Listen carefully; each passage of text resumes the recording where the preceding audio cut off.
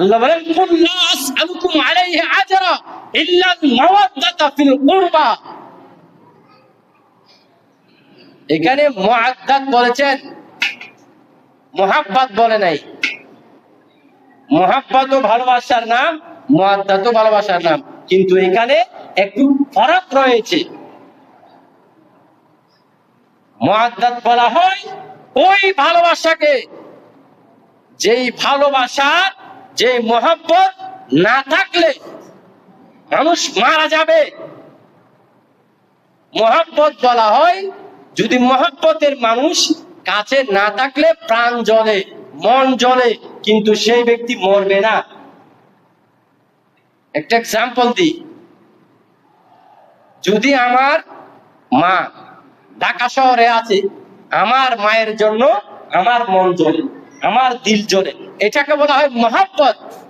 আমার মা ঢাকায়, আমি কিন্তু বাংলাদেশে, আমার মায়ের বিচ্ছেদে আমি মারা যাচ্ছি না, শুধু আমি সামান্য একটু কষ্ট পাচ্ছি যে আমার মা অনেক দূরে, আমার একটু টান টান ভাব, এটাকে বলা হয় মহব্বত।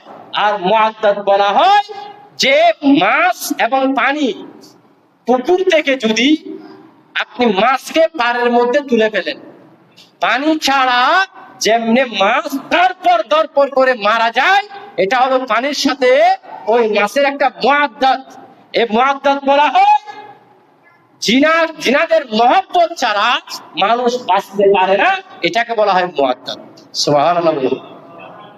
আল্লাহ বলেছে কুল লা আসআলুকুম আলাইহি আজরা ইল্লা আল মাওয়াদ্দাতা ফিল কুরবা। হে আমার মাহবুব, আপনি আপনার ওই উম্মতদেরকে বলে দিন। কি বলবে? যে হে আমার উম্মতেরা শুনো, আমি নবী তোমাদেরকে দ্বীন ধর্ম দেওয়ার জন্য অনেক দিনের আঘাত সহ্য করেছি, অনেক কাফেরদের অত্যাচার সহ্য করেছি। আমি নবীর উপর, পিঠের উপর ওই গরুর ধারাল তুলে দেওয়া হয়েছে। উহুদের ময়দানে আমি নবী এই দন্দন মুবারক শহীদ করেছি। আমি অনেক কষ্ট করেছি। এগুলোর কোনো কিছুর বিনিময়, এগুলোর কোনো কিছুর উজরাত আমি তোমাদের কাছ থেকে চাই না। ইল্লাল মাওয়াদ্দাতা ফিল কুরবা, শুধু আমি একটু ভালোবাসা চাই। যারা আমার গরীব, আমার কাছে, আমার আত্মীয়দের আমি একটু চাই তোমাদের কাছ থেকে ভালোবাসা। সুবহানাল্লাহ।